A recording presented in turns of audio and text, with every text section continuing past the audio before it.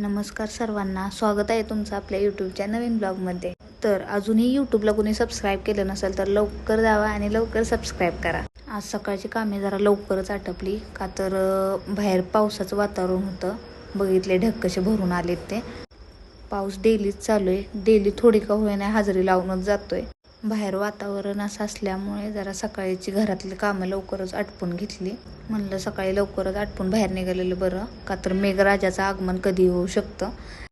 कपडे भांडी स्वयंपाक सकाळीच आज लवकर उरकलेलं, त्यामुळे आवरून आता निघायचंच होतं.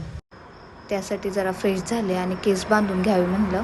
केस खूपच ड्राय झालेले, त्यामुळे केसांना जरा हेअर सिरम लावून घेतला. केसांना सिरम लावल्यामुळे केस एकदम सॉफ्ट राहतात आणि तुटतही नाहीत जास्त. केसांचं आवरून झालं आणि आता निघावं म्हणलं बाहेर. पोरांचं आपलं मध्येच लुडबुड चाललेलं असते. त्यांना वाटतं आधीच ह्या कैदखान्यातून कधी आम्हाला बाहेर सोडतात. कुठेही बाहेर जायचं म्हणलं का लहान मुलं खूप आनंदी आणि खुश असतात.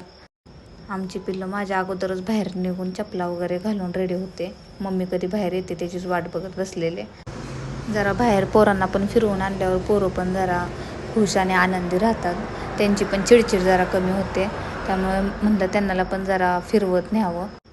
मग काय आज गाडी बिडी काय बोलवली नाही. म्हणलं सर्वांनी आज चालतच जायचं, त्यामुळं सगळ्यांचेच पाय जरा मोकळे होतील. आणि वातावरण बघताय भरपूर असं पावसाचं होतं, त्यासाठी पटपट निघालेलो. पण आमच्या पोरींना काही चालणंच होत नव्हतं. तितक्यात बारकीचं लागलं पाय दुखायला, म्हणून जरा तिला उचलून घेतलं आणि निघालो आपलं. तितक्यात आवळावाला दिसला. म्हणलं आवळे घ्यावे. आवळेवाल्याला जरा दर विचारला. त्यांनी 40 रुपये पाव किलो आवळे सांगितले. खूपच महाग लावलेले, पण ते तरी काय करणार, त्यांनाच वरून असे मिळत असतील. आणि आता महागाई पण भरपूर वाढले, त्यामुळे प्रत्येक गोष्टीचा दर हा वाढतच चालला आहे. मग म्हणलं पाव किलोच द्या आपलं. आवळे घेऊन झाल्यानंतर म्हणलं आता निघावं बाजाराला, म्हणून बाजाराला निघालो. तर हा बघा बाजार. आपल्या इकडे जसा बाजार भरतो तसाच इथेही बाजार भरतो, म्हणजे सर्व काही मिळतं. तर आम्ही आता मेन मंडईत निघालो आहे. तर इथून मंडई चालू होते. तर व्हिडिओ शूट करताना माझ्याकडून चुकून असा फिल्टर लागलेला, त्यामुळे व्हिडिओ असा शूट झाला आहे. तर सकाळी सकाळी येण्याचं कारण, बाजार पण पूर्ण भरलेला असतो आणि भाजीपाला वगैरे सगळा फ्रेश असतो, त्यामुळे सकाळीच येऊन लवकर आम्ही बाजार करून जातो. सुरुवात करताना मी कायम बटाटे आणि कांदेपासून सुरुवात करते, कारण की बाकीचा भाजीपाला व्यवस्थित वरच्यावर राहतो कांदे बटाटे खाली असले तर. माझं व्हिडिओ शूटिंग चाललेलं, त्यामुळे सगळी लोक आमच्याकडे बघत होती की नेमकं काय चाललं आहे, म्हणून विचारत पण होती काय चाललं आहे, ब्लॉग वगैरे बनवताय का म्हणून. तर कांदे आणि बटाटे घ्यावं म्हणलं. आम्ही नेहमी ह्याच भैयांकडून कांदे आणि बटाटे घेतो, का तर त्यांच्याकडे नेहमी फ्रेश असतो प्रत्येक बाजारी, त्यामुळे ह्यांच्याकडूनच मी नेहमी कांदे आणि बटाटे घेते. आपल्या इकडे कांद्याचं मार्केट भरपूर कमी झाले, म्हणजे कांद्यांना भरपूर दर कमी आला. तसं कांद्याचं मार्केट इकडे कमी झाले, कांद्यांना दरच नाही म्हणावा असा. कांद्यांना पाठीमागच्या 4-5 महिन्यात जरा तरी बरा दर होता, पण आत्ता ह्या 2 महिन्यात कसलाच दर नाही आहे. एकसारखाच भाव चालला आहे कांद्यांचा.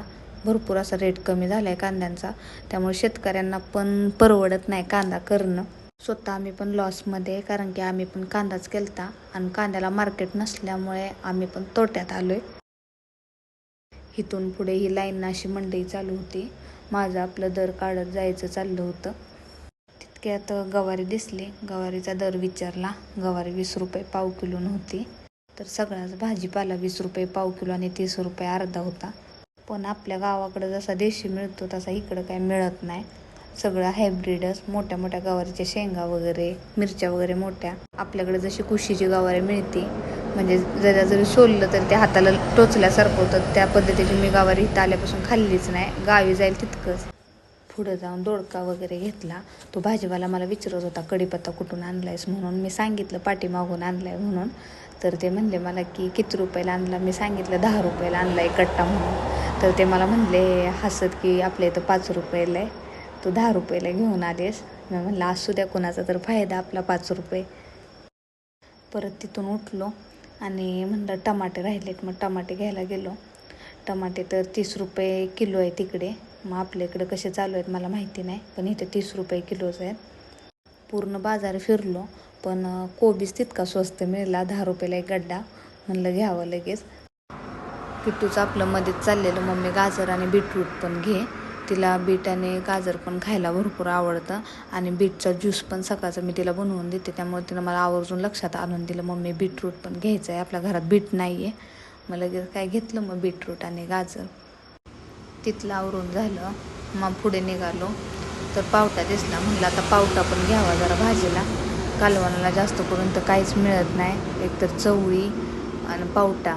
वांगी पण असतात, पण ती जास्त करून जांभळी वांगी असतात, त्यामुळे त्याचं काय चवीला पण कालवण होत नाही. त्यामुळे मी शक्यतो वांगी आणतच नाही बाजारातून. थोडा थोडा करून सगळा बाजार आपला उरकत आलेला आणि वातावरण पण भरपूर पावसाचं झालेलं. म्हणलं पटपट उरकावं आणि निघावं. तितक्यात भेंडी वगैरे पण तिथंच घेतली एका जाग्यावरतीच. ते भाजीवाले काका आपले किट्टूला नाव विचारत होते. किट्टू आमची लाजत होती. आणि हो, सर्वच भाजीपाला 20 रुपये पाव किलो आणि 30 रुपये अर्धाच किलो होता. एकही भाजीपाल्याचा रेट कमी ना जास्त. फक्त कोबीज आम्हाला 10 रुपयाला गड्डा मिळाला, नाहीतर सगळा भाजीपाला 20 रुपये पाव किलो आणि 30 रुपये अर्धा. इथून आता हे फळवाले, नारळवाले, पिशव्यावाले इकडून ह्यांचा बाजार चालू होतोय. ह्या साईडला हिरव्या पालेभाज्या वगैरे मिळतात, जसं की आपल्याकडे मेथी, शेपू किंवा चाकवत वगैरे अशा भाज्या मिळतात, तशा ह्या इकडे मिळत नाहीत. फक्त मेथी मिळते, ती पण सीझननुसार, डेली बाजारला नसते.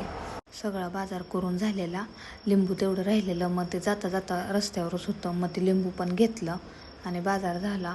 हवा भरपूर सुटलेली, भाजीवाल्यांची आपली घाई चाललेली, कागद वगैरे झाकून टाकायची. वातावरणच तसं एकदम पावसात झालं तर आभाळ पूर्ण भरून आलेलं. पावसाचं वातावरण होतं, त्यामुळेच लवकर बाजारला आलेलो आणि पावसाच्या अगोदर बाजार पण करून झाला. पाऊस वगैरे आला तर मग बाजार पण व्यवस्थित करता येत नाही आणि बाहेर भरपूर किचकिच पण होते, त्यामुळे पावसाच्या अगोदरच आलेलं. तितक्यात पोरांना खायला घ्यावं म्हणलं, मग त्यासाठी ते खायला घेतलं. पण आपल्या इथं कसं की बाजारला गेल्यावर भजी, जिलेबी, वडापाव असं मिळतं, तसं इकडं काय इतकं काय मिळत नाही जास्ती. प्रत्येक बाजारी ठरलेलं असते. मी ज्या पण बाजारी जाईल त्या बाजारी ह्या मामांकडून फिक्स आपली शेव असते, त्यामुळं मग शेव वगैरे घेतली. मग शेव घेतलं का बाजारच म्हणलं आता संपला, आता निघावं म्हणलं. जाता जाता ड्रॅगन फ्रूटचा रेट फक्त काढला. बाजारातून मी कधी ड्रॅगन फ्रूट घेत नाही, शक्यतो फळवाले वगैरे असले तरच त्यांच्याकडून ड्रॅगन फ्रूट वगैरे घेते. अशा प्रकारे आमचा बाजार वगैरे करून झाला आणि ह्यांनी आम्हाला घरी सोडलं. आम्ही आता निघालोय घरी. न जेवण करता आलेलो.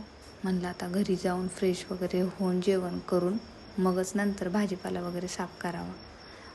जेवण वगैरे झालं, म्हणलं आता पटपट भाजीपाला नीट करून घ्यावा, नंतर आठवडाभर ताप होत नाही.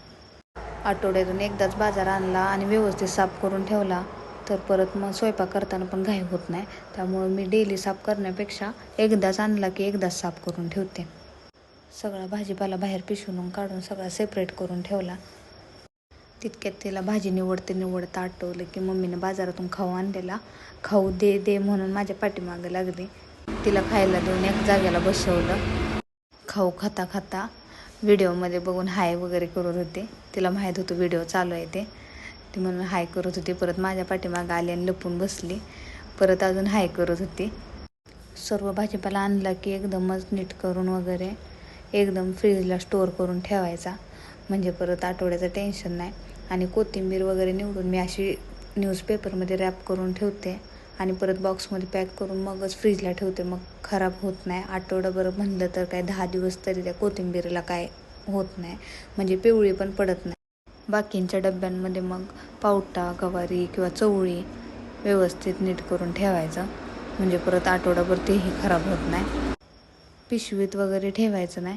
पिशवीत ठेवल्यामुळे त्याला सगळं पाणी सुटतं, त्यामुळे लगेच भाजीपाला खराब पण होतो आणि वास पण मारतो. त्यामुळे जास्त करून बॉक्सच यूज करायचे. अशा पद्धतीनं सर्व भाजीपाला व्यवस्थित साफ वगैरे करून झाला आणि परत फ्रीजला मी लावून घेतला. असा झाला आज आमचा यूट्यूबचा छोटासा ब्लॉग. असेच नवनवीन व्हिडिओ पाहण्यासाठी चॅनलला जरूर सबस्क्राईब करा आणि अजूनही कोणी सबस्क्राईब केलं नसेल तर नक्की सबस्क्राईब करा. धन्यवाद.